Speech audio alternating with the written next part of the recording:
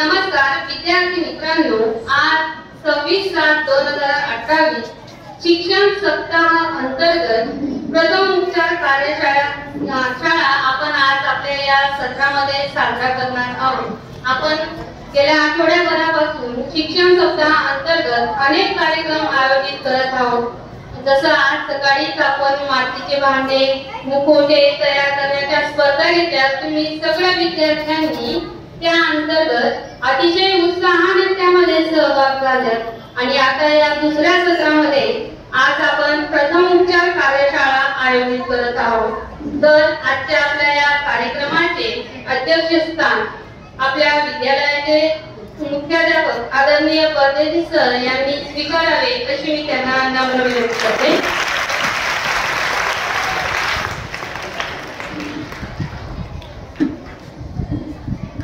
तसेच आजच्या कार्यक्रमाचे प्रमुख अतिथीस्थान डॉक्टर संगीता लोहाने मॅडम यांनी स्वीकारावे अशी मी त्यांना नम्र विनंती करते। तसेच विद्यालयाचे ज्येष्ठ शिक्षिका आदरणीय पाटील मॅडम, त्याचप्रमाणे आदरणीय देशचे सर व आदरणीय सुरंज साने देखील व्यासपीठावर विराजमान व्हावे अशी मी नम्र विनंती करते।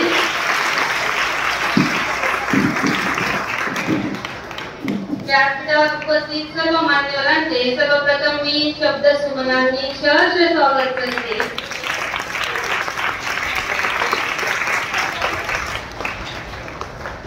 यानंतर पाहतो, संस्कृती आहे आपली प्रकाशाची, शीतलता आहे त्यात चंद्राची। संस्कृती आहे आपली प्रकाशाची, शीतलता आहे त्यात चंद्राची। आणि सरस्वती मातेचे पूजनाने कार्यक्रमाची सुरुवात करणं हीच प्रथा आहे आपल्या भारतीय संस्कृतीची। तर मी व्यासपीठावर विराजमान मान्यवरांना विनंती करते की त्यांनी विद्येची आराधना देवत माता सरस्वतीच्या पूजनाने कार्यक्रमाची सुरुवात करावी। सरस्वतीच्या प्रतिमेत पुष्पहार अर्पण करावा।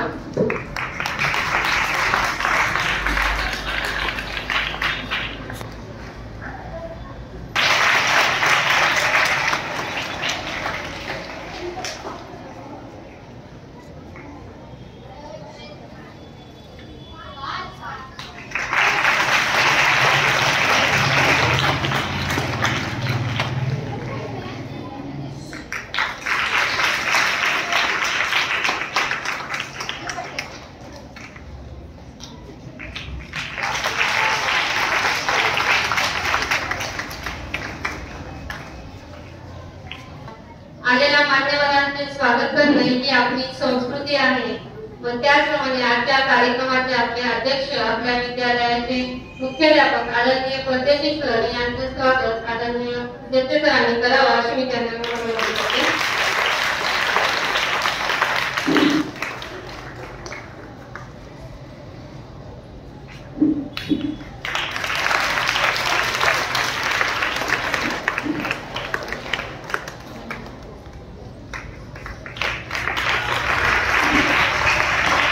यांनी करावा अशी नम्र विनंती करते।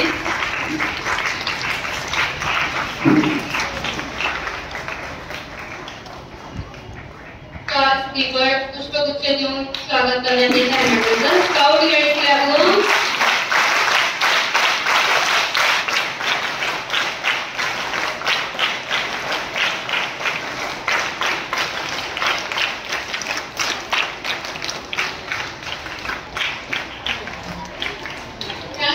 त्याच्याबरोबर आलेल्या संगीता पाटील मॅडम यांचं पण स्वागत पुष्पगुच्छ देऊन आदरणीय पाटील मॅडमांनी करावं अशी विनंती करते।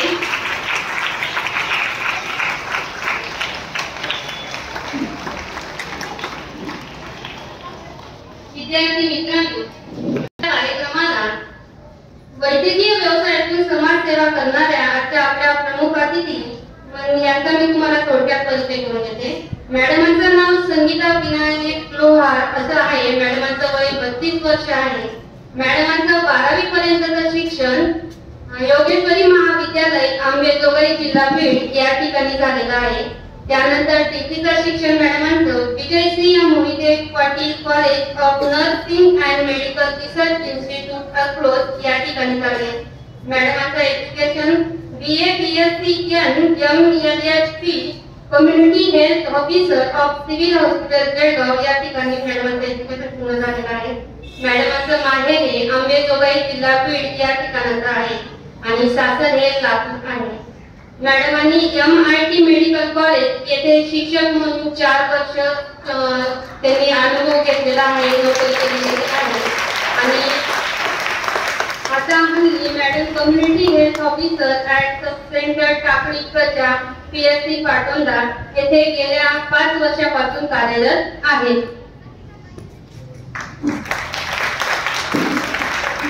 अशा या बहुआयामी व्यक्तिमत्व असलेल्या आपल्या मॅडम प्रमुख अतिथी यांना मी विनंती करते की त्यांनी आजच्या आपल्या या प्रथम उपचाराच्या कार्यशाळेची सुरुवात करावी. बोलवल्याबद्दल शिक्षक सर्वांचे खूप खूप आभार. तर आज आपण इथे कशासाठी जमलेलो आहोत? काही माहिती आयडिया कशासाठी जमलोय? कशासाठी जमलो? ओके. तर सगळ्यांना आपल्या घरचा आपल्या शाळेचा डॉक्टर बनायचं ना सगळ्यांना? तर डॉक्टर कसं बनायचं तर त्याच्याविषयी आपल्याला माहिती असली पाहिजे की एखादा आजार झाल्यानंतर एखादी मेडिकल इमर्जन्सी झाल्यानंतर आपल्याला त्याचं मॅनेजमेंट झालं पाहिजे. बरोबर? एखादी जर इंजुरी झाली तर काय कराल तुम्ही? तुमच्या फ्रेंडला सायकलवरून पडला तर काय करायला पाहिजे? काय करायला पाहिजे? डॉक्टरांकडे न्यायला पाहिजे. आपणच डॉक्टर बनणार आहे ना? तुम्हाला डॉक्टर बनायचं ना? मग डॉक्टरांकडे कशाला जातात? तुम्ही स्वतः ट्रीट केलं पाहिजे ना त्यांना. आपण स्वतः ट्रीटमेंट करायची. कशी? प्रथमोपचार, प्राथमिक ट्रीटमेंट आपण स्वतः करायचे आणि नंतर डॉक्टरांकडे जायचे. ओके. तर प्रथमोपचार कसा करायचा, कुठली इमर्जन्सी झाल्यानंतर काय केलं पाहिजे हे थोडक्यात आपण माहिती करून घेणार आहे. तर त्याच्यामध्ये एक छोटीशी एक्झाम्पल सांगते की आपल्या घरामध्ये आपली आई पोळ्या करते. सगळ्यांसाठी बनवते आई स्वयंपाक. सकाळी बनवत असेल डब्बा सगळ्यांसाठी. तर त्या ठिकाणी पोळ्या करता करता जर आपल्या आईला भाजलं, चटका बसला तर काय करा तुम्ही? काय करा? चटका बसला, भाजलं, थोडंसं भाजलं किंवा जास्त भाजलं, स्वच्छ पाण्याखाली जखम धरायची आणि आपल्या घरामध्ये सर्वप्रथम सर्वांच्या घरामध्ये आजपासून आता घरी गेल्यानंतर एक किट बनवायचे. मी यादी देणार आहे तुम्हाला. या किट मध्ये काय काय असायला पाहिजे? आपल्या घरामध्ये प्रत्येकाच्या घरामध्ये एक फर्स्ट एड किट असायला पाहिजे. कसा बॉक्स मी तो घेऊन आलेले ना, असा बॉक्स प्रत्येकाच्या घरामध्ये असला पाहिजे, प्रत्येक शाळेमध्ये असला पाहिजे, प्रत्येक कॉमन ठिकाणी अवेलेबल असला पाहिजे.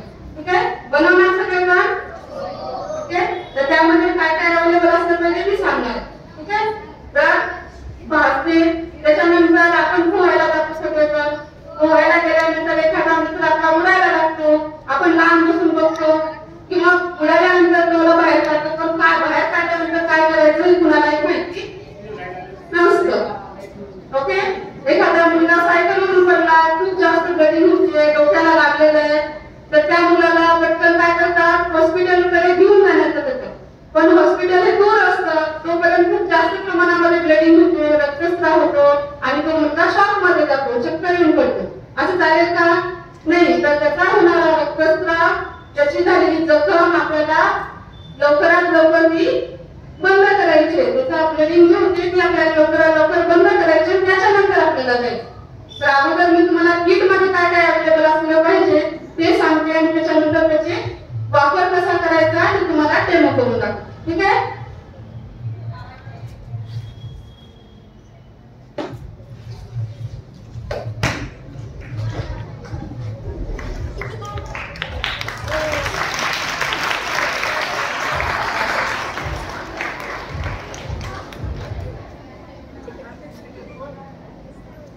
काय म्हणणार आपण हे किटला? फर्स्ट एड किट सगळ्यांच्या घरी बनवायचे. तर त्याच्यामध्ये आपल्याला एक 17-18 प्रकारचे आयटम ठेवायचे, जिथे आपल्याला प्राथमिक उपचार किंवा किरकोळ जखम झाली, काही कोणी इंजुरी झाली तर त्याच्यासाठी आपल्याला लवकरात लवकर मॅनेजमेंट करता आलं पाहिजे. तर त्याच्यासाठी आपल्याला समजा कधी ताप येतो सगळ्यांना, मग ताप आला म्हणून कुणी लवकरात लवकर हॉस्पिटलला जातं का? नाही. काय करतात? कोणते कोण आणतात? ओके, खूप हुशार आहे तुम्ही. ओके, तर आपल्या फर्स्ट एड किट मध्ये कुठली गोळी ठेवायची आहे? Paracetamol 500 mg. किती mg ठेवायची आहे? 500 mg. त्या अजून जास्त mg असतील, पण आपल्याला प्रथम उपचारामध्ये कुठली mg ठेवायची आहे? 500 mg ची. ओके, त्याच्यानंतर आईची कंबर काम करून करून खूप कंबर दुखायची. आई लगेच हॉस्पिटलला जाते का? मग काय करणार? कंबर दुखत असेल तर काय करणार? ओके, खूप हुशार आहे तुम्ही. तर आपल्या ह्या किट मध्ये काय ठेवायचंय? डायक्लोफिनेक जेल किंवा मूग सगळ्यांना माहितीये, सर्वांना. तो मूग किंवा डायक्लोफिनेक जेल आपल्या ह्या किट मध्ये ठेवायचे, जेणेकरून आईला आपल्या स्वतःला त्रास झाला तर आपण घरच्या घरी प्राथमिक उपचार टेम्पररी करू शकतो. त्याच्यानंतर आपण आता इथून सायकलवरून घरी जाताना पडलो, थोडंसं खरचटलं, लगेच हॉस्पिटलला जाणार आहे का आपण? नाही. हॉस्पिटलला जाणे इतकंही लागलेलं नसतं आणि आपल्याला तो त्रास होत असतो. त्याच्यावर आपल्याला ट्रीटमेंट करणं गरजेचं वाटतं. पेन होईल, थोडीशी ब्लिडिंग होईल, तर ते आपल्याला टेम्पररी आपल्या घरच्या घरी इथून गेल्यानंतर ते वापरण्यासाठी आयोडीनची ऑइंटमेंट सुद्धा या बॉक्स मध्ये ठेवायची. काय ठेवणार? आयोडीनची ऑइंटमेंट. त्याच्यानंतर आईला मगाशी बोलले की आईला भाजलेलं आहे, तर भाजल्यानंतर फक्त पाण्याखाली धुवून कसं जखम ठेवणार का? त्याची आग होईल, ती जखम होईल. मग त्यावर लावण्यासाठी आपल्याला काय करायचंय? सुप्रामायसिन जेल ठेवायची. कुठली जेल ठेवणार? सुप्रामायसिन जेल. पण ही आता लगेच एखादी जखम झाली, तुम्हाला सायकलवरून पडले आणि जखम झाली, लगेच तुम्ही आयोडीन वरती लावणार का? नाही. तर त्या जखमेला अगोदर काय करायला पाहिजे? स्वच्छ वॉश करायला पाहिजे. म्हणजे कशाने वॉश करणार तुम्ही? गुड, डेटॉल किंवा सॅव्हलॉन ठेवायचे. सॅव्हलॉन किंवा डेटॉल. ओके, त्याच्यानंतर ते अशा हाताने आयोडीन फक्त हाताने लावून घेणार का? नाही. कशाने लावायला पाहिजे? कॉटन. ओके, तो सुद्धा आपल्या ह्याच्यामध्ये अवेलेबल असायला पाहिजे. जखम झाले, आयोडीन लावलं, कॉटनने लावलं, स्वच्छ धुवून घेतलं, लावून घेतलं, पण ती तशी आपण ठेवणार का? नाही. त्याच्यावर परत जंतू संसर्ग होईल, त्याला इन्फेक्शन होईल आणि ती जखम वाढत जाईल. मग त्याच्यासाठी आपल्याला त्याला कव्हर करणं गरजेचं आहे. मग हे कव्हर कशाने करणार तुम्ही? बँडेज. ते सुद्धा बँडेज किती? आपल्याला खूप मोठं बँडेज मध्ये आणायचं, 4 इंच. किती इंच आणायचंय? 4 इंच. 4 इंचचं बँडेज आपल्या फर्स्ट एड किट मध्ये ठेवायचं. एखादी सोपी डोक्याला आपले काढतात तर प्लास्टिक स्टिकिंग ठेवायची, एक आपण टेम्परेचर लावू शकतो. ओके, आता तुम्ही ताप आला, मगाशी बोलले की तुम्ही तापावर कुठली गोळी घेणार? पॅरासिटामॉल गोळी घेणार सांगितलं, पण ताप किती आला हेच माहिती नसेल तर तुम्ही गोळी कशी घेणार? मग ताप आलाय की नाही, काही असं होतं की थोडं आपण बघून आलो तर थोडं सामनं गरम होत आपलं, तो म्हणजे काय ताप झाला का लगेच? नाही. तर आपल्या फर्स्ट एड किट मध्ये ताप मोजण्याचं काय आहे? थर्मोमीटर. Okay, good. तर ते सुद्धा आपल्या फर्स्ट एड किट मध्ये ठेवायचंय. मला वाटतं मला सांगायची काही गरज लागणार, खूप हुशार आहे, सर्व माहिती आहे तुम्हाला. ओके, त्याच्यानंतर आपण खूप थकतो, दिवसभर खेळलो, जेवण नाही केलं, सर्वजण पोषक आहार घेतात का? वाटत नाही. सर्वजण घेत असतील असं वाटतं. सर्वांनी पोषक आहार घ्यायलाच पाहिजे, पण एखादी मुलं घेत नाही, अशक्त असतात, चक्कर येते, अचानक चक्कर येऊन ग्राउंडवर खेळता पडतात. चक्कर कशामुळे आले? त्यांचं आपल्या शरीरातील ऑक्सिजनचं प्रमाण किती झालं हे सुद्धा आपल्याला पाहता येणं गरजेचं आहे. आपल्या शरीरामध्ये ऑक्सिजनचं प्रमाण किती असलं पाहिजे? किती असलं पाहिजे? 95 ते 100%. किती असलं पाहिजे? तरच आपण स्ट्रॉंग राहणार आहे, नाहीतर आपल्याला चक्कर येईल, काही आपल्याला आजार होईल, त्याच्यासाठी आपल्याला हॉस्पिटलला जावं लागेल. मग हे चेक करण्यासाठी सुद्धा आपल्याला पल्स ऑक्सिमीटर ठेवायचे. काय ठेवायचंय? Pulse oximeter. ते पण दाखवणार आहे तुम्हाला. त्याच्यानंतर आपण बँडेज वगैरे कट करणार आहे, त्याच्यासाठी आपल्याला सीझर लागेल, ऍडेसिव्ह टेप लागेल आणि सेफ्टी पिन सुद्धा ठेवायची. म्हणजे नॉर्मल गोष्ट आहे सेफ्टी पिन, पण आपण तीच आपल्याला पाहिजे असेल तर अख्खं घरभर आपण शोधतो, सापडते ना नाही, ते सुद्धा आपल्या फर्स्ट एड किट मध्ये ठेवायचे. कशाला ठेवायची ती? आपण ज्यावेळेस बँडेज बांधतो, एखादा डायनाट कास्ट बांधतो, त्यावेळेस आपल्याला म्हणतो काय ते लूज पडून जाते आणि जी ब्लिडिंग होते ती ब्लिडिंगचा फ्लो वाढत जातो. त्यासाठी आपल्याला ती टाईट करायला पाहिजे व्यवस्थित. त्यासाठी आपल्याला सेफ्टी पिन सुद्धा आपल्या फर्स्ट एड बॉक्स मध्ये ठेवायची. समजलं? त्यातलं कुणाला समजलं नाही एखादं माहिती आहे सर्वांना? काय काय ठेवणार आहे? एखादा मुलगा सांगू शकेल का? सांगेल काय काय ठेवणार? कोण आहे हुशार? बघू जेवढा आठवण तेवढं सांगा. हात वर करा. एक एक सांगा, एक एक सांगा. Okay, paracetamol.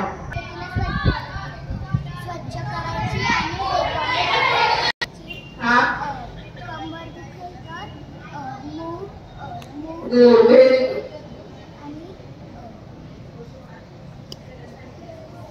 ठीक आहे, अजून कोण सांगेल? हा बँडेज. गुड. अजून? हा थर्मोमीटर. अरे वा. हा 500 ml. अरे 500 ठेवायचे, 500. हा अजून?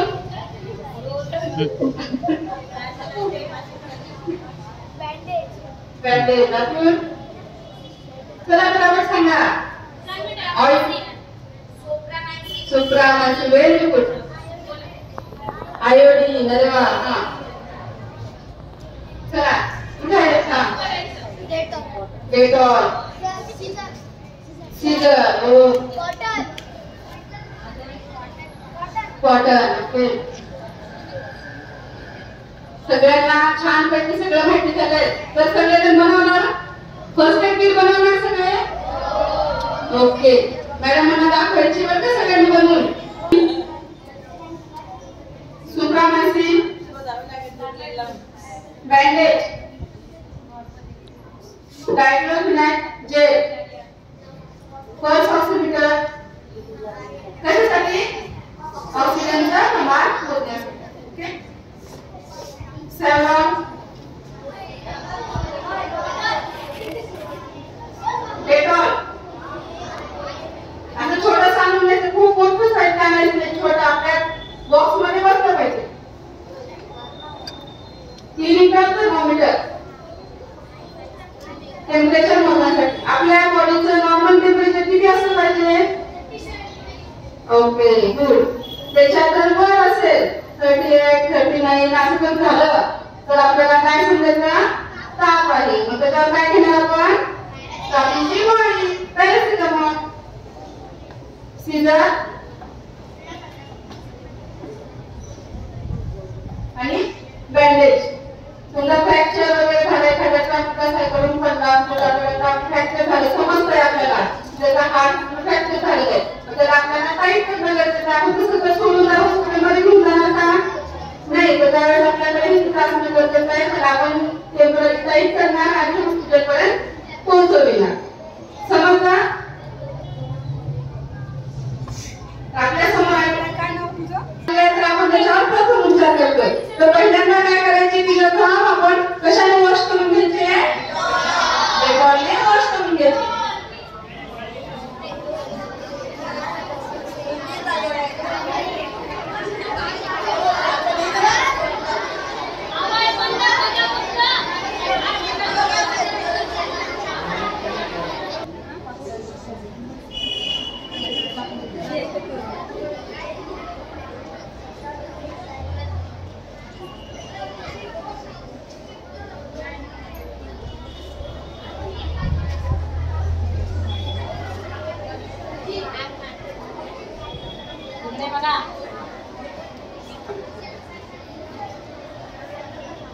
आयुर्वेदिक वापर केलाय तिने हळदीचा. जखम स्वच्छ आपण डेटॉलने वॉश करून घेतली. आता त्याच्यानंतर काय करायचं आपल्याला? आयोडीन वापरायची त्याच्यावरती.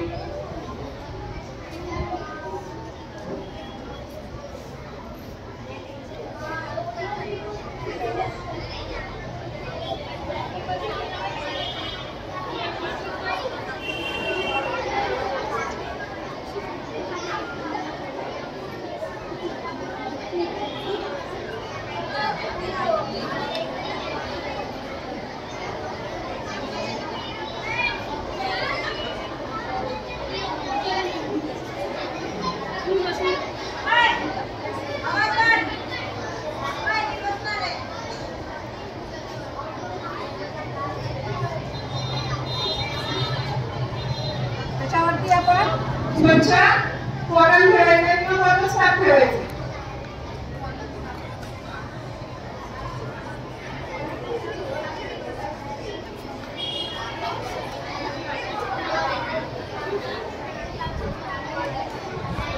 हे काय काय बँडेज. वरती आता आपल्याला बँडेज बांधून घ्यायचे.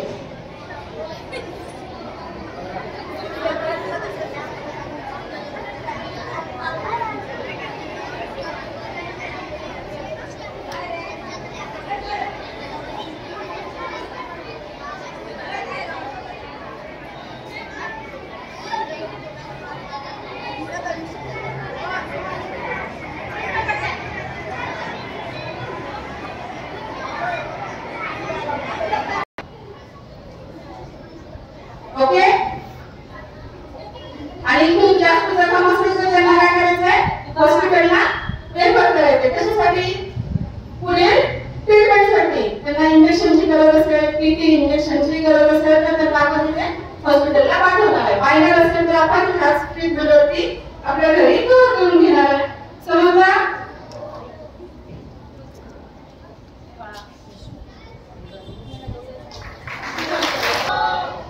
काही डाऊट आहे कुणाला विचारू शकता. कुणाला काही अडचण असेल कसं बनवायचं तर कुठून विचारा.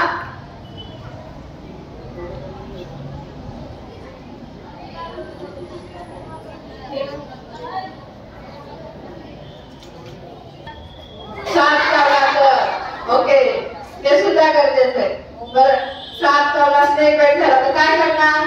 तिथे काही टाईट करत बसायचं, बँडेज करत बसायचं का आपल्याला? नाही. तर त्याला लवकरात लवकर नजीकच्या हॉस्पिटलमध्ये घेऊन जायचंय. पण त्याला जर साप सुद्धा हाताला चावला असेल तर आपला तो तिथे चावल्यानंतर तिथं विष कुठे जाणार आहे? पूर्ण बॉडीमध्ये. सुद्धा हाताला चावला साप तर इथून बॉडीमध्ये आपल्या ब्लड जाणार आहे. तर आपल्याला कुठे टाईट करणं गरजेचं असतं? तिथून वरती ब्लड फ्लो नाही केला पाहिजे. म्हणून तिथे टाईट करायचं किंवा ब्लेड घ्यायचा, तिथे थोडंसं कट करायचं आणि तिथून हॉस्पिटलला घेऊन जायचं. रक्तस्राव नाही झाला पाहिजे त्याचा जास्त. ओके. आणि वरती पण विष वाढत झाली नाही पाहिजे. त्याला स्नेक बाईट झाल्यानंतर लवकरात लवकर हॉस्पिटलला गरजेचं आहे. आपण प्रथम ड्रेसिंग करत बसायचं नाही घरी. ओके. अजून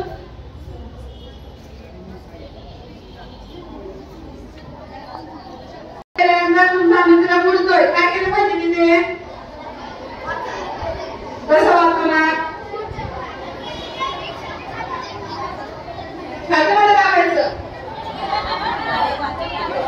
जर पाण्यात बुडतो मित्र, त्याच्या तोंडाने पाणी गेलेलं पोटामध्ये आणि तो काही शुद्ध पडला तर त्याला लवकरात लवकर पाण्यातून बाहेर काढायचं. बाहेर काढल्यानंतर त्याला आता झोपवायचं.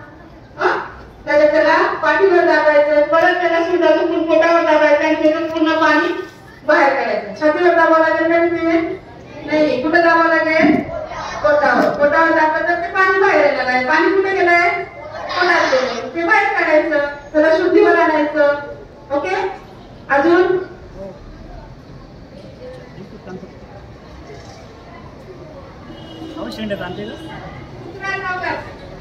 हॅलो, कुत्रा चावलाय. कुणाला कुत्रा चावलायचा पर्यंत हा कॉमन प्रॉब्लेम आहे. त्याच्यावर सुद्धा प्रथम उपचार गरजेचा आहे. ओके. गल्लीमधून जाताना, सायकलवरून जाताना खूप जणांना बाईट होतो. बस. हा ठीक आहे ठीक आहे. हात खाली करा. कुत्रा चावल्यानंतर काय करायला पाहिजे? त्याच्यावर सुद्धा प्रथम उपचार गरजेचा आहे आणि त्याच्यानंतर हॉस्पिटलला जायचं. ओके. तर कुत्रा चावल्यानंतर आपल्याला काय करायचंय? चावलेल्या ठिकाणी हाताला चावले, पायाला चावले, चावलेली जागा जी जखम आहे त्याला कुठल्याही प्रकारचं लिक्विड लावायचं नाही. कुठल्याही प्रकारची ड्रेसिंग करायची नाही. का करायची नाही? तर कुत्र्याच्या लाळेमध्ये असणारे जंतू आपल्या स्किनच्या कॉन्टॅक्टमध्ये आल्यानंतर त्याच्यापासून रॅबिज नावाचा डिसीज होतो. कोणता डिसीज होतो? रॅबिज. ओके. म्हणून कुठली जखम ते जंतू आपल्या कुत्र्याच्या लाळेमध्ये जंतू आपल्या स्किनवरती आहे. आपण जर त्याला बांधून ठेवून त्याला ड्रेसिंग करून तर ते जंतू बाहेर पडतील का? नाही. तर कुत्रा चावल्यानंतर काय करणार आहे आपण? वाहत्या पाण्यामध्ये म्हणजे नळाच्या खाली स्वच्छ साबणाने ती जखम वॉश करून घ्यायची. स्वच्छ पाण्याने, कशाने? साबणाने पाण्याखाली वॉश करून घ्यायची आणि ती कोरडी जखम ठेवायची हवेला. ओके. आणि त्याच्यानंतर आपण हॉस्पिटलला जायचे आणि त्याचे इंजेक्शन घ्यायचे. ओके. घेतल्यानंतर डॉक्टरांनी फक्त इंजेक्शन देतील. त्यांना बोलत होतो 2 दिवसाला तुम्ही इंजेक्शन घेऊन जा. पण आपल्याला जो कुत्रा चावलेला आहे तो कुत्रा सुद्धा आपल्याला 10 ते 12 दिवस ऑब्झर्व करणं गरजेचं आहे. कारण तो जर कुत्रा डेंजर असेल तर आपल्याला रॅबिज होणार आहे माहिती आहे. त्याच्यामध्ये काय चेंजेस दिसतात का? तो कुत्रा जास्त पळतो, जास्त भुंकतो, पिसाळतो. माहिती आहे? तो पिसाळतो का कुत्रा का नॉर्मल राहतो? म्हणजे त्याच्यापासून आपल्याला जंतू संसर्ग होणारा प्रमाण कशा प्रकारात आहे ते सुद्धा आपण ऑब्झर्व करायचं. ओके. त्याच्यानंतर विजेचा शॉक लागतो खूप जणांना. आपण त्याचे बटन स्विच ऑन करतो, ऑफ करतो, फॅनला किंवा काही एखादं वायरिंगचं काम करतो, मिक्सरचं काम करतो, त्यावेळेस आपल्याला काय होतं? शॉक लागतो. तर शॉक लागल्यानंतर सुद्धा आपल्याला प्रथम उपचार करणे गरजेचं आहे. काय करता शॉक लागल्यास? पटकन जाऊन शॉक लागलेल्या माणसाला पकडता का? मग काय करायचंय? ओके. ज्या शॉकचा सप्लाय जो आहे तो सप्लाय प्रथम आपण बंद करायचा आहे. त्या माणसाला टच न करता, शॉक लागलेल्या माणसाला कुठल्याही प्रकारे आपण टच करायचं नाही, नाहीतर आपण पण त्याच्यात अटकून जाऊ. तर काय करायचंय? कुठून शॉकचा सप्लाय चालू आहे प्रथम बंद करायचा.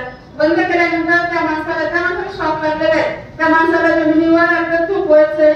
झोपल्यानंतर त्याचे हात पाय सोडून मसाज करायचे. ओके. तो शुद्धीवर आहे का नाही बघायचंय. त्या सगळ्या गोष्टी बघायच्या. आपल्याकडे पल्स ऑक्सिमीटर ठेवलाय आपण फर्स्ट एड बॉक्स मध्ये.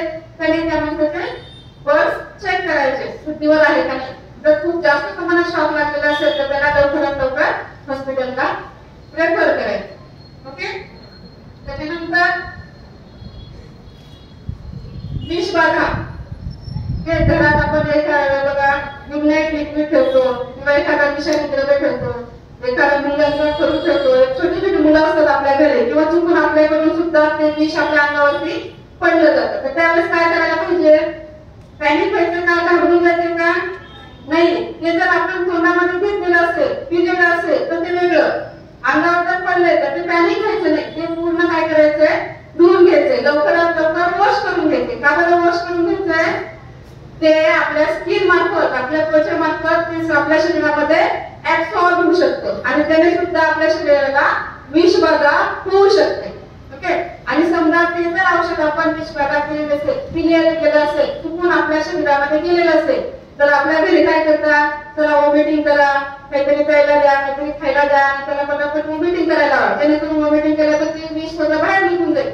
असं काही प्रकार करत बसायचा नाही. त्याला काही वरून खायला द्यायचं नाही. त्या शरीराला पटकन वरून काही खायला द्यायचं नाही. त्याने लवकरात लवकर हॉस्पिटलला घेऊन जायचं. ओके. हे झालं म्हणजे घरात किती होणार. दुसरी गोष्ट आपल्या घरामध्ये लहान मुलं असतात किंवा आपण सुद्धा एखादी मोठी वस्तू आपण खातो किंवा चुकून एखाद्याचं झाकण वगैरे आपण काढताना आपल्या तोंडामध्ये जातो आणि घशामध्ये अडकून बसतो. ते बाहेर येत नाही आणि पण गिळत. अशा वेळेस काय करणार तुम्ही? त्याला सुद्धा प्रथम उपचाराची गरज असते. काय करणार? डॉक्टरांकडे घेऊन जाणार. अटकले काय करणार? आपल्या पाठीवरती बुक्का मारायचा. ओके. पाठीवरती बुक्का मारायचा आणि प्रेशर बाहेर पडून जाईल. त्यालाही पॅनिक व्हायचं नाही.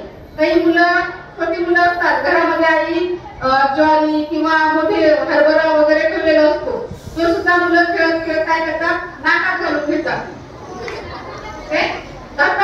घातलेला आहे कुणी? हा, चुकून जातो, घातला जातो. याला सुद्धा आपल्याला गरज आहे प्रथम उपचार. तर यावेळेस सुद्धा काय करायचंय? तो श्वास घ्यायचा नाही. त्या मुलाला आपण प्रयत्न करायला सांगायचं की तू बाहेर श्वास सोड किंवा कॉटन आपल्याकडे कॉटनची आपण वात बनवतो. वात म्हणजे देवाला वात बनवतो, तशी छोटीशी वात बनवायची आणि नाकाचे जे नॉस्टिक असतात पुढचे टोक त्याला थोडंसं टच करायचं. टच केल्यामुळे काय होईल, त्याला शिंक येईल जोरात आणि शिंकीने काय होईल, ते प्रेशरने नाकात गेलेली जी वस्तू आहे ती पटकन बाहेर येईल. खूप जास्त प्रमाणात मध्ये घालण्याचा प्रयत्न करायचा नाही. ओके.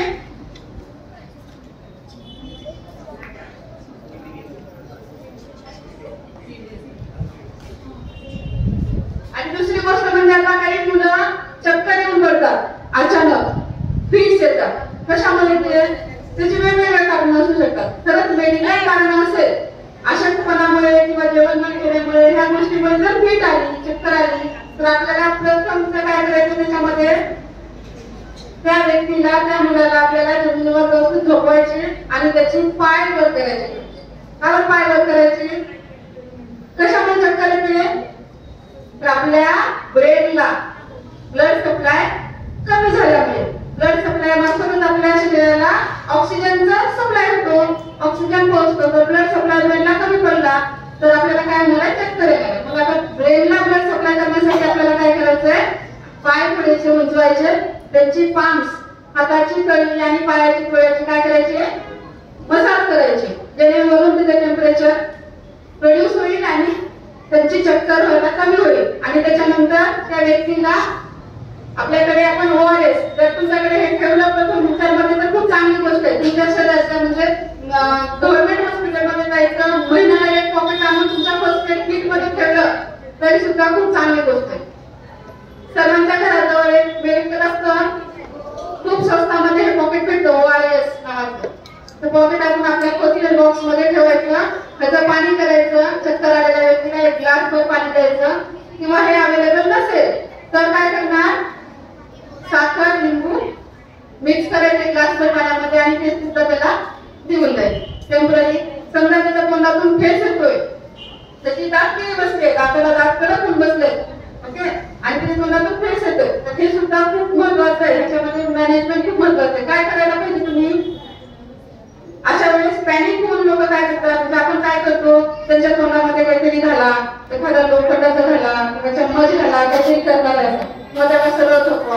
अशा वेळेस काय होईल, त्याला जर सरळ झोपवलं, डोकं वर करून झोपवलं तर त्याच्या तोंडामध्ये आलेली लाळ हे काय होईल, श्वासनलिकेमध्ये जाईल. कुठे जाईल, श्वासनलिकेमध्ये जाईल आणि श्वास घ्यायला त्रास होऊन त्याचा मृत्यू सुद्धा होऊ शकतो. तर त्याला पोझिशन कशी द्यायची, त्या व्यक्तीला फिट्स येत आहे, तोंडातून फेस येतोय, तर त्याला एका कडेवर झोपवायचे, लेफ्ट साइड और राईट साइडला एका कडेवर झोपवायचंय, बाजूला डोकं घ्यायचंय आणि त्याच्या तोंडामध्ये त्याचे जे टंग बाईट, आता आपली जीभ दाखली बसते म्हणजे जीभ काय तोंडाच्या मध्ये येणार आहे, म्हणजे टंग बाईट होऊ शकतो, जीभ आपली चालू शकते, त्याचा रक्तस्राव होऊ शकतो. म्हणून रबर बँड, आपल्याजवळ जे रबर बँड अवेलेबल असेल जाड, तर ते त्याच्या ताकामध्ये देऊन द्यायचं. नसेल तर त्याला एका पोझिशनला ठेवायचं आणि लवकरात लवकर हॉस्पिटलला रेफर करायचं. ओके.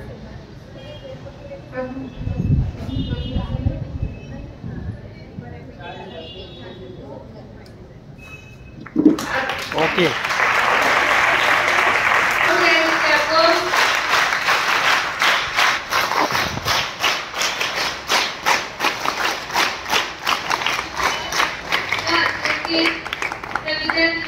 मॅडमांनी आपल्याला अतिशय सुंदर अशी माहिती दिली. मॅडमांच्या याच्यातून आपल्या लक्षात आलं की कुठलाही आजार आपल्याला झाला किंवा कुठलीही दुर्घटना अचानक आपल्यासोबत घडली तर त्यावेळेस आपण घाबरून न जाता ती घटना आपल्या स्वतःबरोबर जोडल्या किंवा आपल्या समोर एखाद्या व्यक्तीला किंवा आपल्या घरात कोणाला तरी अचानक त्रास झाला तर अशा वेळेस सर्वात अगोदर आपण घाबरून न जाता, पॅनिक न होता, अगोदर आपण थोडंसं रिलॅक्स राहायचं, शांत राहायचं आणि त्याच्यानंतर मग त्याच्यावर आपल्याला घरातल्या घरात काय उपचार करता येईल तो उपचार आपण करायचा. आणि मग नंतर जर वैद्यकीय उपचाराची जर गरज नसेल तर मग नंतर आपण घरातल्या घरात म्हणजे घरापासून तर आपण हॉस्पिटलपर्यंत पोहोचेपर्यंत त्या व्यक्तीला कुठला तरी आधार म्हणून आपण प्रथम उपचार करायचा असतो. तर कुठल्या कुठल्या आजारांवरती कसा प्रथम उपचार करता येतो याचं मॅडमांनी आपल्याला अनेक आजारांबद्दल माहिती सांगितली. बरेच आजार मॅडमांनी सांगितले की ते आपण घरातल्या घरात आपण आता जसं मॅडमांनी आपल्याला या ठिकाणी ड्रेसिंग करून दाखवलं, म्हणजे छोटी मोठी जर जखम असेल तर आपल्याला तिच्या उपचारासाठी दवाखान्यात जायची गरज नाही. तो उपचार आपण घरीच करू शकतो. त्याच्यासाठी फक्त आपल्या घरी काय पाहिजे, फर्स्ट एड बॉक्स पाहिजे. तो फर्स्ट एड बॉक्स जर आपल्या घरी असेल तर आपण या छोट्या मोठ्या आजारांवरती आपल्या घरी आपण उपचार करू शकतो. आणि त्याच्यानंतर बरीच घटना आपण बघतो की दुपारी जर आपण बाहेर घेतलं विद्यार्थ्यांना आणि एक 5-10 मिनिटं 15 मिनिटं पण होत नाही, आपले परिपाठ संपत नाही आपला, तोपर्यंत 2-3 विद्यार्थी आपल्या चक्करून पडलेले असतात. 2-3 विद्यार्थी देतो. तर अशा वेळेस आपल्याला घरी पण त्रास झाला किंवा आपल्या समोर आपली घरात अचानक कोणाला झालं तर आपण पण या गोष्टी लक्षात ठेवायच्या. घरी की जर कोणाला चक्कर येत असेल तर आपण लगेच त्यांना काय द्यायचं असतं, काहीतरी गोड खायला द्यायचं, जसं चॉकलेट असेल, साखर असेल. आलं लक्षात? तर अशा प्रकारे मॅडमांनी अतिशय छान माहिती आपल्याला दिली. त्याचा तुम्ही नक्कीच उपयोग करा. सगळे विद्यार्थी घरी नक्कीच फर्स्ट एड बॉक्स तयार करतील. तर बाळांनो, आजच्या आपल्या कार्यक्रमाला आलेल्या आजच्या कार्यक्रमाचे अध्यक्ष आपल्या विद्यालयाचे आदरणीय मुख्याध्यापक परदेशी सर यांचे मी आभार मानते. त्यांनी वेळात वेळ काढून आपल्या कार्यक्रमाला हजेरी लावली. त्यानंतर आजच्या कार्यक्रमाला प्रमुख अतिथी म्हणून आलेल्या डॉक्टर संगीता लोहारे मॅडम यांचं पण आपण या ठिकाणी आभार मानू की त्यांनी वेळात वेळ काढून त्याच्या व्यस्त शेड्यूलमधून वेळ काढून आपल्याला अतिशय चांगलं मार्गदर्शन त्यांनी केलेलं आहे. त्यांच्याबरोबर आलेल्या काही सुद्धा आपण आभार मानू. त्यानंतर आपल्या विद्यालयाच्या ज्येष्ठ शिक्षिका आदरणीय पाटील मॅडम यांचे पण मनपूर्वक आभार. त्याचप्रमाणे आदरणीय सर, आदरणीय सर यांचे पण आभार. त्याचप्रमाणे सर्व शिक्षक भगिनी त्यांच्या सहकार्याशिवाय कार्यक्रम यशस्वी होत नाही त्या सर्वांचे पण आभार. आणि सगळ्यात जास्त तुम्ही विद्यार्थ्यांसाठी तुम्ही अतिशय उत्स्फूर्तपणे या कार्यक्रमात सहभागी झालात आणि मॅडमांनी विचारलेल्या प्रश्नांची अतिशय छान उत्तरं तुम्ही दिली. तुम्ही किती हुशार आहात हे तुम्ही दाखवून दिलं. त्यामुळे सुद्धा गोड करून एका लोटा मॅडमचं